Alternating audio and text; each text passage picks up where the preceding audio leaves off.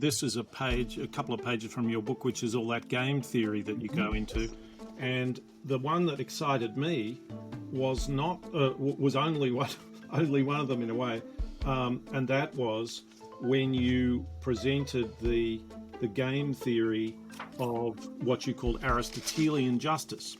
So the basic game of game theory for a long time has been called the prisoner's dilemma. Yeah. And it basically sets two individuals, in the classic case, they're criminals who have been caught by the police. It's a bad start, isn't it? An Aristotelian conception of justice, which is the common good, and the greatest common good that is achievable, they would want to actually maximize the good of all, in this case the two, and therefore they would share the work of running their society and the time they have to do their philosophical contemplation. Welcome to our second podcast with Josiah Ober, professor of history, I think, at Stanford, certainly an expert on classical Greece, and my friend Peyton Bowman, an educator and amateur scholar living in Tokyo, and myself, Nicholas Gruen, independent scholar, CEO of Lateral Economics. We were looking at Josiah's new book, The Greeks and the Rational. There's the pitch. And we spoke, and I introduced this last week talking about an idea that I'd been brought up with, which was enlightened self-interest. And to try and put that simply, I'll actually use the terms that Josiah, or Josh, as his friends call him, used last week when he said that your self-interest, if it is to be real self-interest, actually about your interests rather than what you might think to be your interests, it has to include the interests of others if you want to live in a world with other people, because otherwise things get too grim, as Thomas Hobbes told us, that just degenerates into a war of all against all. And what Josiah's book is doing is exploring the ways in which the Greeks were understanding the kinds of dilemmas involved in trying to think through those issues. And I think one of the most useful and simple ways that Josiah has introduced three concepts for trying to think about these issues from the Greeks, which he calls the conventional and Thrasimachus folk theories. I think Peyton calls them Thrasimachus. We'll talk about pronunciation at some time, perhaps. And then these two folk theories of how to be rational, how to pursue one's interest, in a sense, and then what Professor Ober calls ethical rationality. So I'll ask Josh to take us from there. Thank you very much, Nicholas. And great to be back. So the big question the Greeks have is, how is it possible to cooperate in the face of self-interest? And the worry that they had is summed up in what I call the Thrasimachus folk theory, background theory that was shared by a lot of Greek intellectuals. So therefore, it doesn't have a single author, so we call it the folk theory. But they tended to worry that the self-interest approach would be refined into through the wrong kind of sophistic teaching. The approach that we get in the sophist Thrasimachus, as he's presented to us in Book 1 of Plato's Republic. So Thrasymachus is a very fierce advocate for a very hard kind of self-interest. What Thrasymachus says is that anyone who truly understands their own self-interest will simply do down everybody else. Seek to become a tyrant, take everything they possibly can at the expense of everyone else. He's So he never uses, he's never played the game diplomacy. that's right. He has not. He would prefer not to. Well, he won't be any good at it because you've got to get people to trust him, and he's a little too out there with how untrustworthy he is. There he is. So he's among friends or people he's trying to impress with his intellectual brilliance.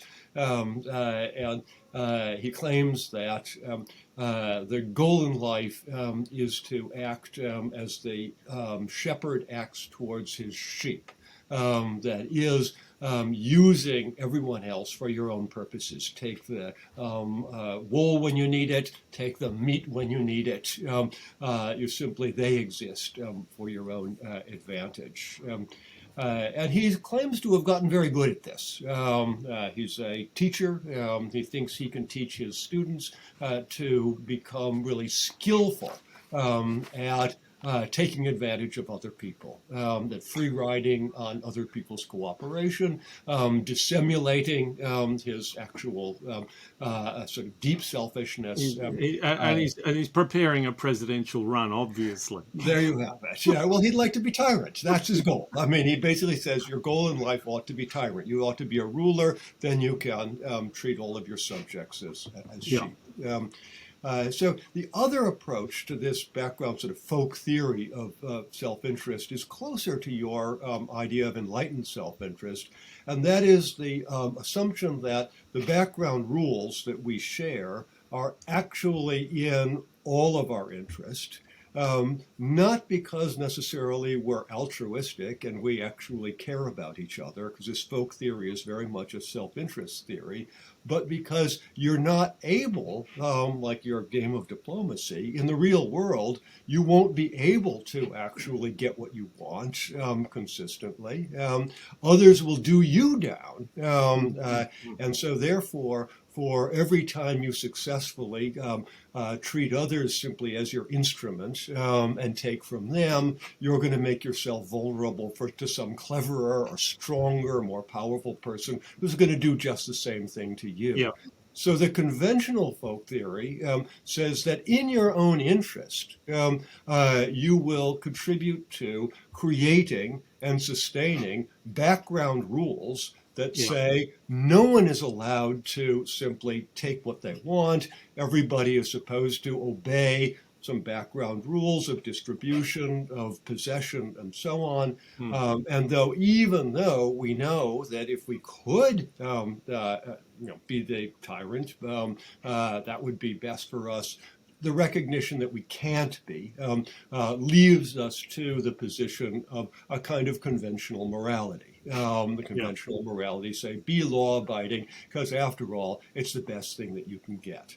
Yeah, and Adam Smith argues something similar in rather more tragic tones, but basically argues that, yes, the world isn't completely fair, and this isn't a kind of, it's not absolutely clear that you should do this, but it's probably the case that you should do this, that it will work out better for you. And people who spend their time doing the right thing, which of course in his case also involves pursuing their own interest, but also being respectful of others, that they end up doing better, and they've got to be extraordinarily unlucky. He admits it's possible, but they've got to be extraordinarily unlucky for that not to be the best policy for them. Anyway, that's Ben Franklin honestly being the best policy. That's right. In Wealth of Nations, that's pretty much the argument he makes, that each of us pursuing our own interests, the baker and the butcher and so on. But that's in but that's in a market. Yeah, that's in a marketplace. I mean, I'm thinking of,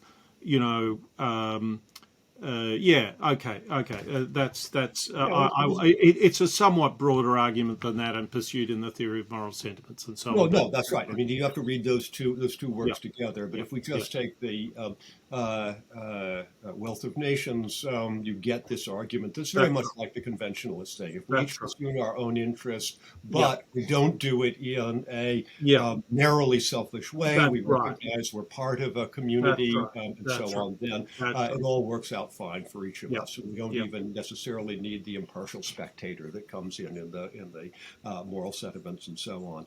So anyway, those are sort of two ways of thinking about the world that seem to have been worked out in some detail by Greek thinkers already by the middle or the latter part of the 5th century BC.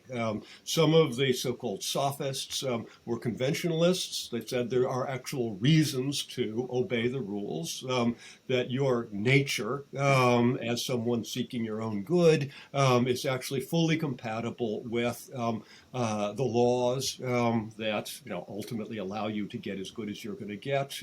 Others, like Thrasimachus, said, no, nature and the laws are going in different ways. Someone who was truly to pursue his own natural good, if he just was strong enough, could be the shepherd who treats everyone Yep. else as his Yep. sheep. But So then, go ahead. one question I had is to what degree did they think of, let's say, in the conventional idea of rationality, did they think of the law or the city or the community as a kind of good in and of itself? Or would that be kind of something that comes in later with the Socratic thinkers? I think that really does come in later. I mean, that certainly there is another sort of, when we step outside of this whole folk theory of self-interest, there are thinkers who are saying that, the community is a good. And that idea gets very refined by the Socratics later. But here, what I'm trying to do is isolate a way of thinking in pretty sophisticated terms about how desires and beliefs about the world and expectations of others' behavior will lead you fully rationally either to act like Thrasymachus, if you think he's got it right, and try to do down everybody else, or to, like a conventionalist, obey the rules and realize that that's the best you've got. So there are actually quite sophisticated arguments for why, even if you're not an altruist, even if you don't have a natural kind of concern for others for their own good, even if you think, other people are not my problem, they really are. And so either you've got to figure out how to do them down, or you've got to figure out how to live together with them according to the rules. So those are, it took quite a lot of sophistication to think about how people who have self-interested desires and goals, have imperfect beliefs about the state of the world, can ultimately come to rationally the best thing they can do, best thing they can do for themselves is one of these two courses of action. So the third way of thinking about things, and that also falls within, I think, broadly speaking, this folk theory of rationality or practical reason, is what Socrates and Plato and Aristotle and others in the Socrates circle, let us say, came up with, and that's what I would call ethical rationality. So what Socrates and Aristotle and Plato believe is that indeed people are right to pursue their own self-interest. They think they basically take the idea that pursuing your own self-interest is a good thing. They think that your self-interest must be enlightened. You've got to take into account other people because we live in communities. We are dependent upon other people. But they then take a next step and Hang say on. that, So can I just slow you down for a sec? sure. So is their injection of this idea of self-interest, is that new, or is that just part of the The, background? the, My the, guess the, is that theor- it's part of the background, but maybe not. Right. The theorization of self-interest is new. So we can argue that maybe humans have always been, to some degree, self-interested. We're seeking. Yeah. So sorry, I'll just interrupt, and because what I'm getting at here is a preoccupation of mine, which is that a certain interpretation, fairly dominant interpretation of Christian morality, is that what the right thing is somehow the opposite of your self-interest, is somehow utterly purged of your self-interest. And what has always interested me about the ancients is that, I mean, Adam Smith sees himself as coming out of a couple of thousand years of darkness as far as thinking about self-interest is concerned, and he's very critical of the Christian churches, rightly or wrongly, and he's thinking the same thing. And here you have, if you read someone like Aristotle, he says that your ethical sense begins with self-interest. The good, this idea of the good, which then Christianity has sort of colonized for the heavens. We have an agonistic relationship with it. The ancient, and certainly Aristotle, and maybe these other, maybe Socrates, maybe Plato, is saying that our whole sense of ethics begins with a sense of what's good for me, and then as we think about it more, that fills out as a concept. Anyway, so that's what that's where I'm coming from. That's right. I mean, I think this really is the difference between ancient ethics and Christian ethics. Which is suggesting that it was there in the first place, even if this idea of ethics beginning its self-interest predates Socrates, but then Socrates and the Socratics develop it further. Do you think that's right? Yeah. So they basically take on board this background theory. They say, yes, that's right. That people are self-interested. That they are very concerned to refute the Thrasimachus argument about just taking whatever you want. But they think the conventionalists haven't got it right either. I think that just to obey the law because it's the best you can get and just go along with everybody is actually not good enough. I think that really to actually pursue your self-interest is first necessary to understand rationally what your interest truly is. Yeah. They have an objective conception of interest or advantage, and they think that most people get it wrong. Most people think it's more money or sexual access or power. That's sort of the group of three that we get in the Thrasymachian vision. And they say that's wrong, that maximizing on any of those or all three of them together is simply going to get you in trouble in terms of actually advancing your true interest. What you need to do, my dear fellow, is understand deeply what reason ought to desire. And you've got to develop those desires and make those your desires, and then you've got to have the right beliefs, and then you can choose rightly, and then you can actually have a flourishing life. And to what extent are those desires sort of universal as opposed to personal? Is someone saying, because you're saying really that the Socratics take this conventional theory to some next level in some sense. Yeah. So with that's a good sound. So can you respond to my question, however incompetently posed? Fill me in on what your reaction to that is.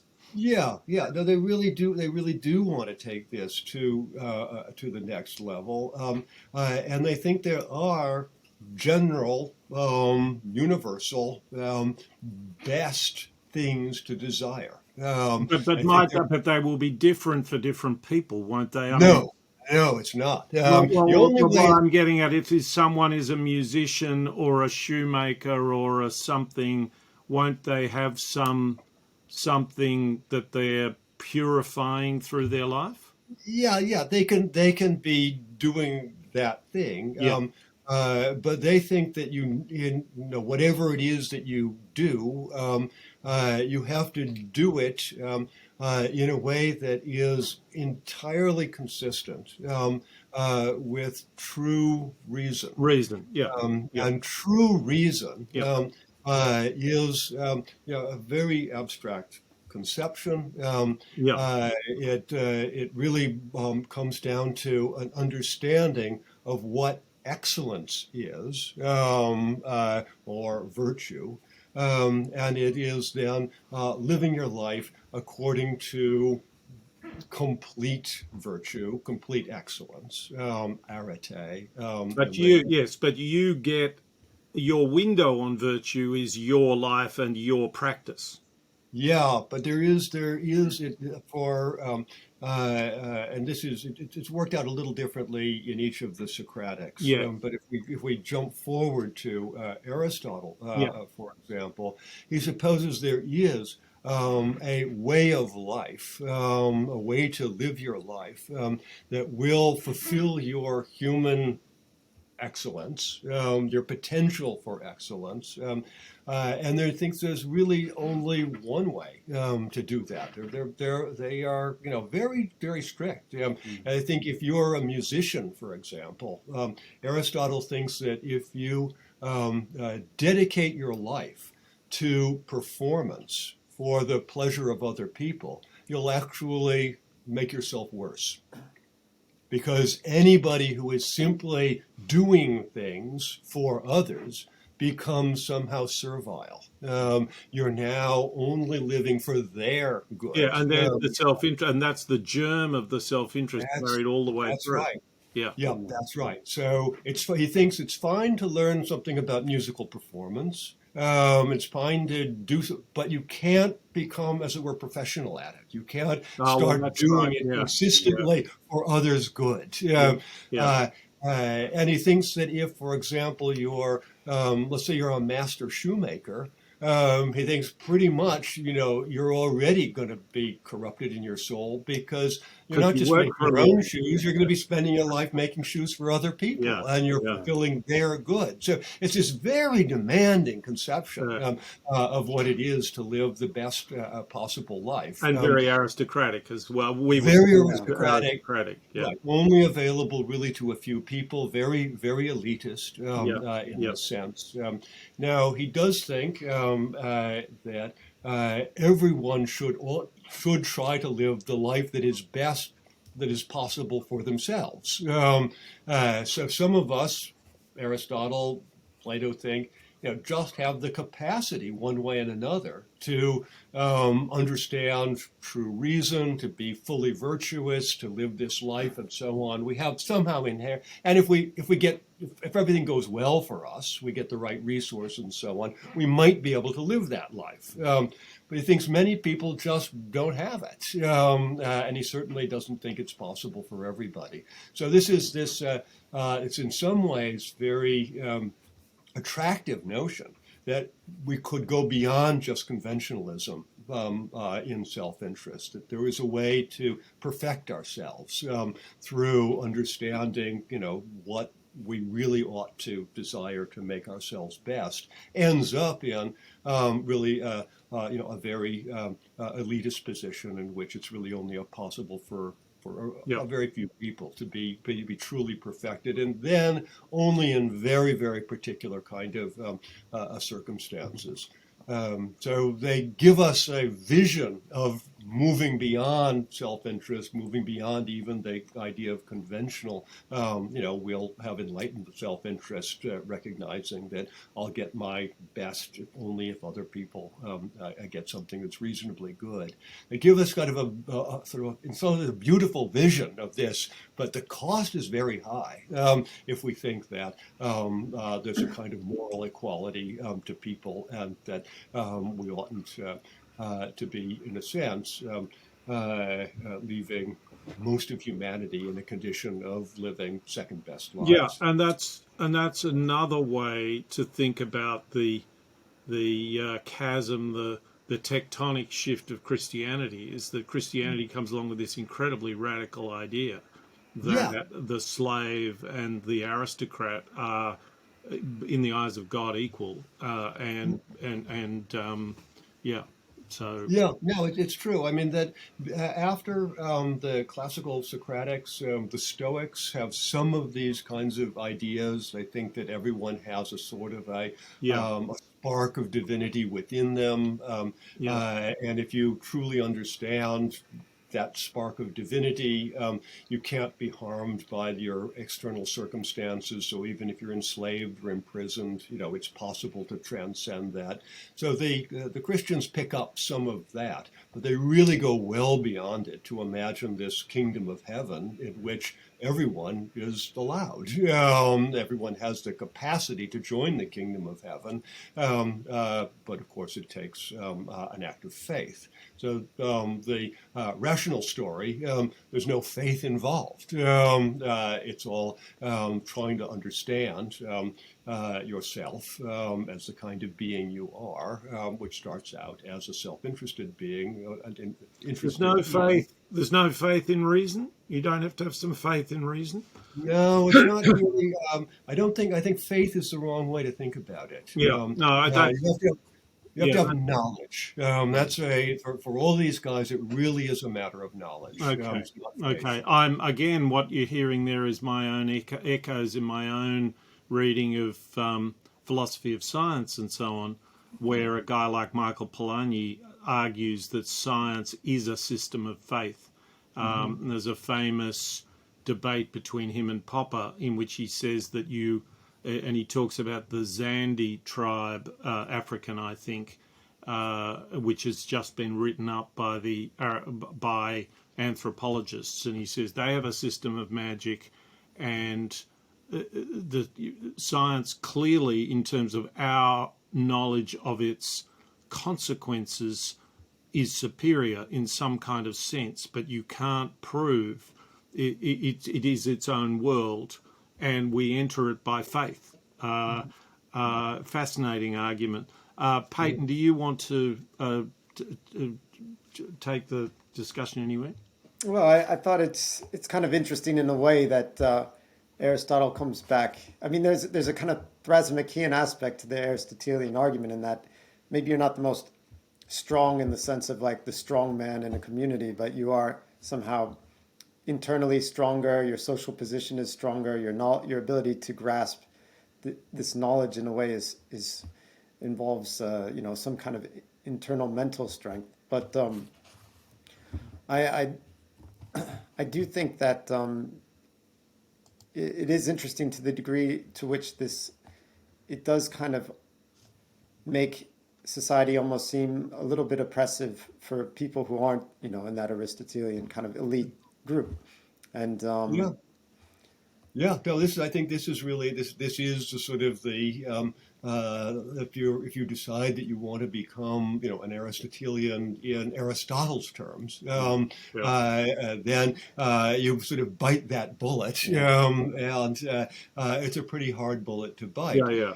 Well, I'm an Aristotelian, but I'll go for the equality version. Yeah, you go. The attractive thing I think about Aristotle's position is he does suppose that humans, and he sort of imagines sort of fully featured humans, have these baseline capacities that we share as fully featured humans. That is the capacity to use reason of some sort, at least practical reason, and the ability to speak, and we are highly sociable, the way we were talking about last time. Yeah.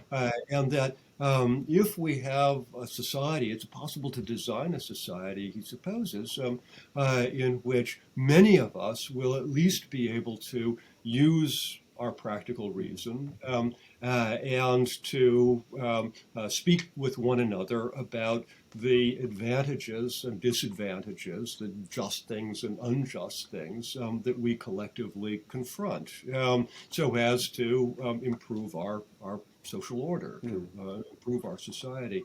And that's you can get a kind of a vision of democracy from Aristotle. If you say that democracy is a world in which we assume that everybody has some practical reason, in which we communicate with one another in one way and another, whether it's by voting or by making arguments, and we're all in this together, trying to create some sort of a better society, then the Aristotelian vision of the citizen, talks about the citizen in his work, The Politics, gives us the potential for thinking about a kind of democracy. Now, his best kind of democracy, in the end, is going to be much more demanding than ours. It's going to require that we all have these special features that allow us all to be perfectly virtuous. But we don't have to follow Aristotle all the way there to start with an idea that we do have each an interest in developing our own capacities, our capacity to reason as well as we can, to speak as well as we can, to try to make the most of our interdependence as human beings, members of a society. And that if we don't get a chance to do that, to speak to one another, to use reason in speaking to one another, to seek to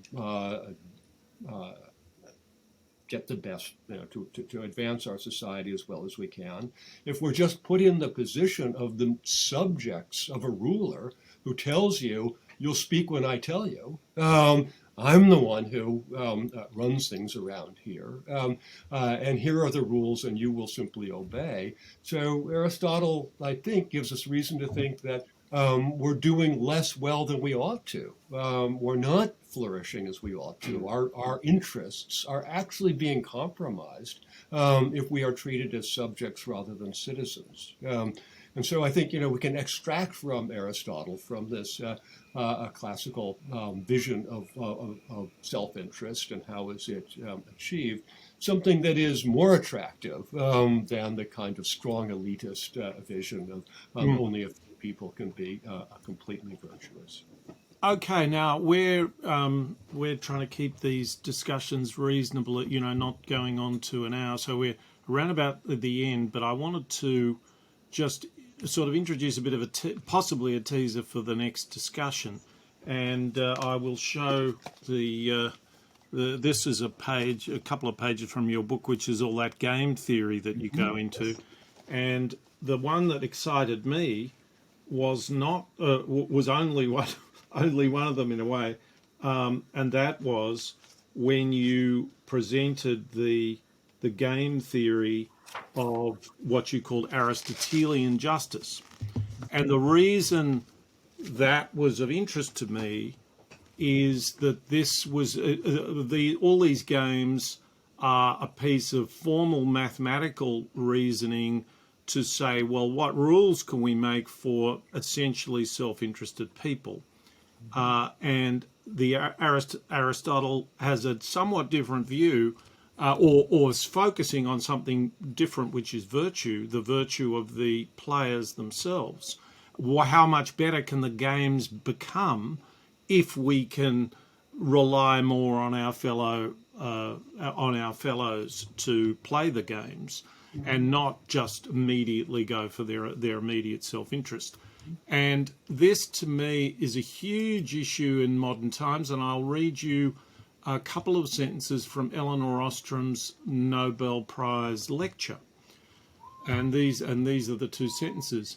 Designing institutions to force or nudge entirely self-interested individuals to achieve better outcomes has been the major goal posited by policy analysts for governments to accomplish for much of the past half-century. Extensive empirical research leads me to argue that instead a core goal of public policy should be to facilitate the development of institutions that bring out the best in humans. So I wanted to ask you to reflect briefly in a valedictory way on that for this episode, Josiah and Peyton, if you'd like, and then we might be able to take that up in a further discussion. Great. So the basic game of game theory for a long time has been called the prisoner's dilemma. Yeah. And it basically sets two individuals, in the classic case, they're criminals who have been caught by the police. It's a bad start, isn't it? A bad start, right? Exactly. It's got original sin kind of baked in there. Precisely. And the idea is either the criminals can cooperate with one another and refuse to give information to the police, Yeah. in which case the police will have to let them off with a light sentence each. One of them can sell the other out, in which case the one who is the rat, who rats out his fellow He does criminal. well. Yeah, he does well, and the other one does very badly. Yeah. Or they can both rat each other out, in which case they get a substantially longer sentence than they would have gotten if they both cooperated with one another. The famous result of the prisoner's dilemma, if they're perfectly self-interested, they can't trust each other. They're both going to rat each other out. They'll both do worse than they would have done if they could have found a way to cooperate. That's right. So the Aristotle game suggests that if the players are not criminals, but they are virtuous members of a Aristotelian imagined society, in a condition in which they might each be able to get some really terrifically good thing if the other one got a not very good thing. So they could have a life of just pure contemplation, of pure philosophizing, if the other one would only do all the scut work of keeping the society going. The idea is that neither of them would choose that. So they wouldn't end up in the worst case scenario in which they're both doing scut work and nobody has time to do philosophy, rather because they are both sharers in an Aristotelian conception of justice, which is the common good, and the greatest common good that is achievable. They would want to actually maximize the good of all, in this case the two, and therefore they would share the work of running their society and the time they have to do their philosophical contemplation. But they do that because they started out not as the criminals being narrowly self-interested, but because they had a rational belief in the importance of the common interest of their community, and the importance of those who are equally virtuous having a chance to engage in the delightful activity of philosophizing, of contemplating, and so on, as well as having to do some of the work. Did the Greeks have any thought about any answers to Eleanor Ostrom's question, which is what types of institutions bring out the best in people? Absolutely. And that's probably a good thing for next time, because the whole question of institution building is what Plato worries about, what Aristotle worries about, and indeed what the democratic Athenians worried about. They all assumed, starting with the fact that people are self-interested and were not